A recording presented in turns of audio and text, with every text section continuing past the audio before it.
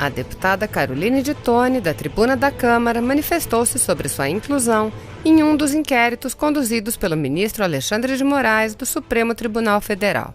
A deputada enfatizou que o inquérito, que decretou a quebra de sigilos de mais de uma dezena de parlamentares, baseia-se em petições da esquerda, notícias falsas da imprensa e postagens públicas em redes sociais.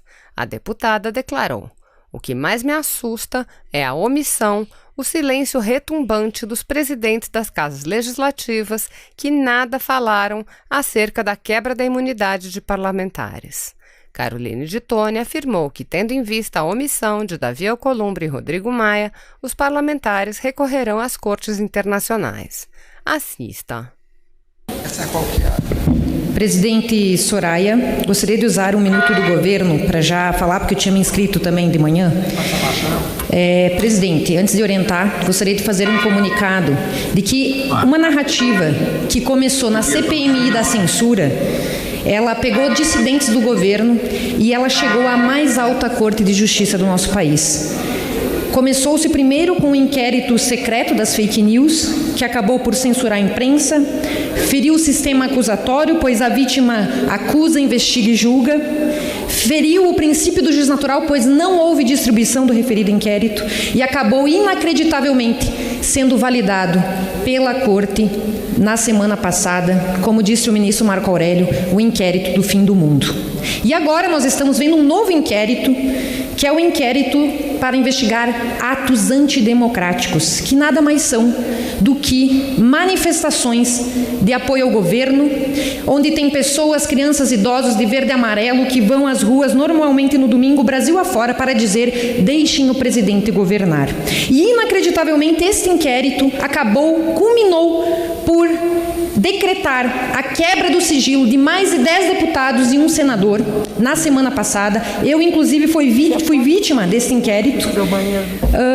E um inquérito que se baseia, senhoras e senhores, em petições assinadas por parlamentares da oposição, notícias falsas da imprensa e posts públicos em redes sociais. Então, nós estamos vivendo um período sombrio na democracia brasileira, onde estão querendo enquadrar na Lei de Segurança Nacional, na Lei de 83, conservadores estão querendo calar a direita. E o que mais me assusta, presidente, é a omissão, é o silêncio retumbante dos presidentes das casas legislativas que nada falaram acerca da quebra da imunidade de parlamentares que livremente se expressam como a população brasileira na internet e nas redes sociais e estão sendo perseguidos pela máquina estatal. Então, presidente, nós noticiaremos esses fatos às cortes internacionais e queremos que esta casa, como um poder integrante da República, também se pronuncie acerca desses abusos. E o governo orienta não à emenda. Muito obrigada, presidente. Obrigado, deputado. Como orienta o Podemos? Senhora presidente, eu fui surpreendido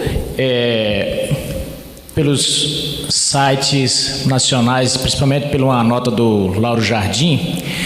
Um promotor, um vice-procurador federal, me colocou nesse inquérito dele das fake news. Interessante. Não me indiciou, não mandou Polícia Federal na minha porta, mas me colocou lá, soltou dentro do inquérito. Fez uma alusão, criou um roteiro.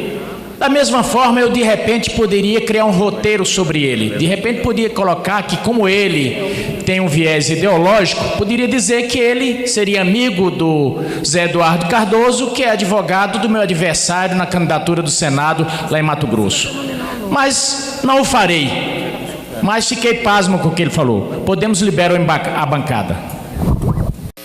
Senhor presidente, é nojento ouvirmos aqui deputados que alegam que não se pode violar a liberdade de expressão, que a liberdade de expressão ela tem um teto que não pode ser ultrapassado, para defender medidas arbitrárias, ilegais, como o próprio inquérito da censura, vulgo fake news, mas, em contrapartida, fazem aqui ataques ao presidente insinuando seu envolvimento com milícias. Isso é a maior hipocrisia que há nesse parlamento e na política. Mas o que pode ser pior do que um inquérito imoral, inconstitucional e ilegal? Ele é inconstitucional, pois fere a ampla defesa e o contraditório e fere o princípio do juiz natural. É ilegal, pois fere o nosso sistema acusatório, que tem as fases muito bem definidas da persecução penal, onde há a produção de provas, coleta de provas, feita pela Polícia Judiciária, que envia para o Ministério Público, e a partir daí para a segunda fase, que é a fase de julgamento, que é feita pelo Judiciário, nesse caso o STF. Desde o momento em que o Judiciário se imiscui nessa fase, na fase da persecução penal, está violando o nosso sistema acusatório. Mas em que eles se baseiam para fazer a instauração desse inquérito ilegal e inconstitucional? Num dispositivo do regimento interno do STF de 1980, que não foi recepcionado pela nossa Constituição, que diz que crimes que são cometidos na sede do STF, que atentem contra a vida de ministros do STF e cometido por autoridades, nesse caso poderia sim ser instaurado um inquérito, mas não foi recepcionado pela nossa Constituição. Mas aí vejam só como a narrativa já está criada. Alexandre de Moraes vai para a TV, vai para a decisão do inquérito, da validade do inquérito, para alegar que todo tribunal pode instaurar um inquérito, pode fazer investigações de ofício. Uma tremenda afronta ao Estado Democrático de Direito. Barroso diz que a internet é a extensão da sede do STF. Que contorcionismo lógico para defender arbitrariedades e autoritarismo por parte daquele que deveria ser o guardião da Constituição. O pior de tudo isso é ver o silêncio dessa casa, o silêncio e a omissão daquele que é o presidente da casa, que deveria sair em defesa do parlamento diante de tantas arbitrariedades contra essa casa. Nem na época do mensalão houve busca e apreensão de deputados, nem na época do mensalão houve quebra de sigilo bancário, e agora querem fazer isso para atacar aqueles que fazem críticas ao STF. Nós levaremos tudo isso às cortes internacionais. Não podemos aceitar essas violações de direitos e prerrogativas de deputados. E sim, está tendo no Brasil atos antidemocráticos. Esses atos antidemocráticos estão ocorrendo por parte do STF, contra as instituições, inclusive esta casa, e contra o povo brasileiro. Levaremos às cortes internacionais para saber os abusos e arbitrariedades que estão ocorrendo no Brasil por aquele que deveria ser o guardião da Constituição. Obrigado. Convido agora a deputada Alice Portugal. Desculpa, Perpétua Almeida.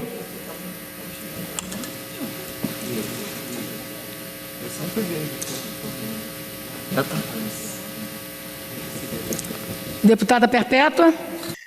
Mas é só para me colocar de forma muito transparente, claramente sobre a questão do Poder Judiciário. Eu disse aqui e reafirmo, é importantíssimo para a democracia. É importante o Supremo Tribunal para a democracia. Isso não tem dúvida, não tem dúvida. Agora, para o bem da própria instituição, senador Jean Paul, para o bem da própria instituição, precisa que o Senado faça seu trabalho. Eu não estou desmerecendo o que o Senado fez, senador Everton. O Senado fez muita coisa nesse período. Está aqui um que está aqui, que é o senador Amin, que no auxílio emergencial lá também fez um trabalho hercúleo, conversando com muita gente e tal, o senhor também, e outros projetos. Agora, a gente não pode achar que fizemos essa parte e está tudo bem. Não, a sociedade desde o início, pelo menos no meu estado, não sei no de vocês, mas no meu estado é muito claro, né, e isso eu tenho que ser fiel, né? É uma questão do contato com as pessoas que me trouxeram até aqui, contra todos os prognósticos, diga-se de passagem, todos os prognósticos, pesquisa que colocaram no grupo dos senadores semana passada, que eu vi com muito respeito e tudo, mas eu sei o que é pesquisa. Não, o Senado e o Supremo Tribunal Federal estão ganhando popularidade nisso tudo. Pelo amor de Deus, gente, assim não dá também, sabe? Discordo, respeito quem acha que isso é verdade, mas eu discordo completamente, não é isso que eu vejo nas ruas, não. Conversando com as pessoas, ligando para as pessoas, recebendo no meu zap, não é isso que eu vejo, essa popularidade, que muito pelo contrário, O pessoal está cobrando, cadê? Vocês vão fazer o quê com relação a isso? A tudo que está acontecendo?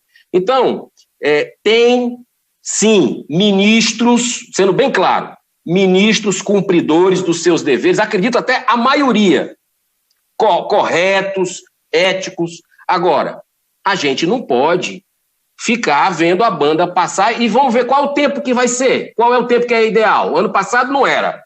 15 segundos. Eu acho que era. O ano passado era o momento. Agora, não foi feito. Agora também não é. Isso não é para fazer porque vai achar que é uma reação contra o executivo. Vocês sabem da minha postura aqui, totalmente independente. Critico quando tem que criticar o executivo. Agora, nós estamos colhendo o que nós plantamos lá atrás. Não só agora não, viu?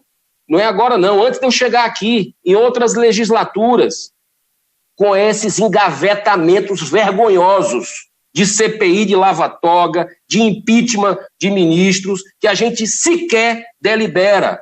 Isso não é correto. O Senado não é para isso. Eu me sinto envergonhado, mas acredito que nós vamos fazer o nosso papel e vou lutar por isso. A não ser que me tirem daqui. Mas eu vou lutar por isso e não vou me calar. Eu vou falar com muita firmeza, com amor, com respeito ao ser humano. Você vê que eu não falo nomes aqui de ministro, nem nada, eu resguardo. Agora, nós precisamos fazer a nossa parte, é isso que a população espera, anseia de forma legítima. A cada dia que passa, cresce aquele hashtag de vergonha nacional do Supremo Tribunal Federal. A cada dia cresce. E é legítimo que a população pense isso.